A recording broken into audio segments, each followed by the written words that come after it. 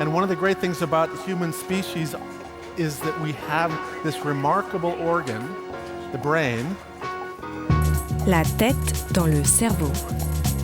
Biologie, cervelle, synapses, neurosciences, physique. The human brain really is the most unique gift of our species. Avec Christophe Rodeau.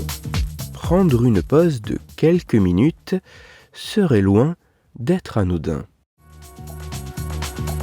La tête dans le cerveau.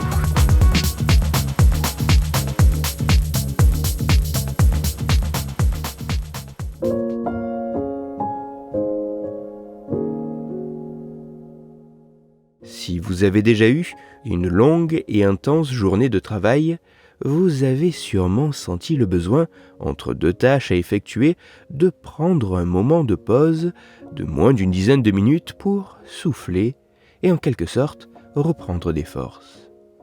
Mais une telle micro-pause peut-elle vraiment aider ?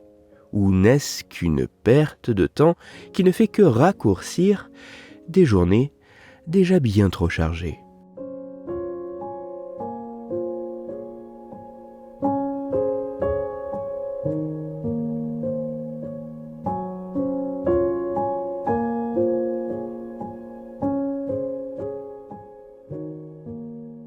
C'est pour tenter d'apporter des éléments de réponse à cette question que des chercheuses et des chercheurs roumains se sont intéressés aux résultats de près d'une vingtaine d'études s'étant penchées sur ce sujet et ayant impliqué plus de 2300 participants. Pour ce travail de méta-analyse, dont les résultats ont été publiés en août 2022, les scientifiques se sont spécifiquement intéressés aux potentiels effets des micropauses sur le bien-être et les performances des volontaires.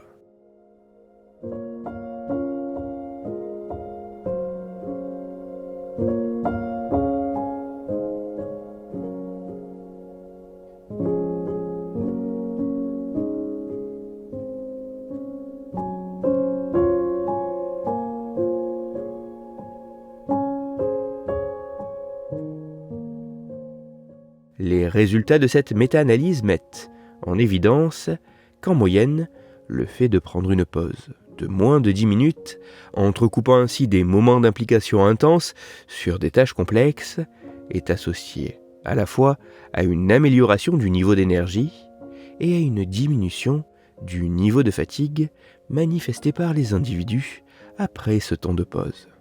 Deux paramètres participant à une amélioration de la sensation de bien-être des participants.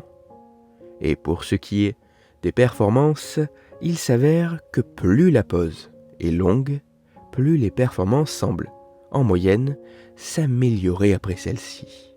Ceci d'autant plus, semble-t-il, si l'activité effectuée avant la pause était particulièrement routinière, lourde et rébarbative, telles des tâches administratives de bureau.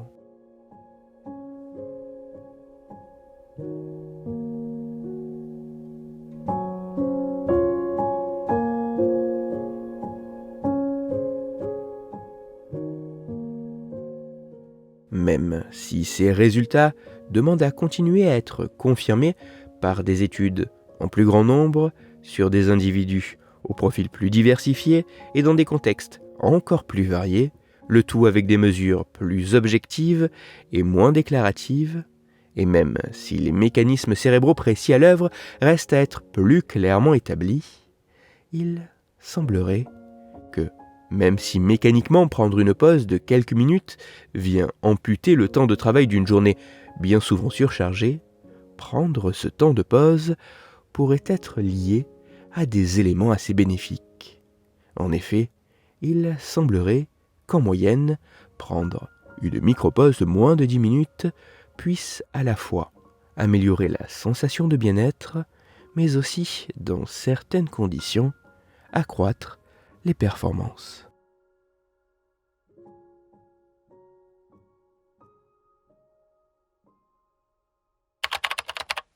Pour aller plus loin, je vous renvoie vers un article disponible en ligne qui a pour titre « La meilleure façon de prendre une pause ». Il est écrit par Guillaume Jacquemont et il est à retrouver sur le site cerveauetpsycho.fr. Toutes les études scientifiques m'ayant servi à écrire cet épisode, ainsi que les références de l'article pour aller plus loin, se trouveront sur mon site, Cerveau en argot, dont le lien se trouve dans la description de l'épisode. Dans cet épisode, j'ai parlé de temps de pause. C'est pour cela que je vous invite à écouter l'épisode numéro 119 de La tête dans le cerveau. Dans celui-ci, vous pourrez découvrir ou redécouvrir qu'utiliser son smartphone pendant sa pause pourrait se révéler assez contre-productif. Pour continuer à échanger, vous pouvez me retrouver sur les réseaux sociaux, sur YouTube ou me contacter par mail. Tous ces liens sont, eux aussi, dans la description de l'épisode.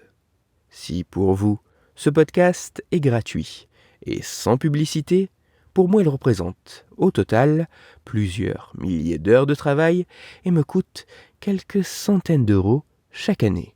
Alors, un très grand merci à toutes celles et ceux qui prennent le temps de me faire des retours, de partager mon travail sur les réseaux sociaux et de me laisser de très sympathiques commentaires et 5 étoiles sur les plateformes d'écoute de podcast. Pour me permettre de travailler dans de meilleures conditions, vous pouvez également me soutenir financièrement avec un don ponctuel ou mensuel sur la page KissKiss Bank du podcast. Christophe Rodeau. La tête dans le cerveau.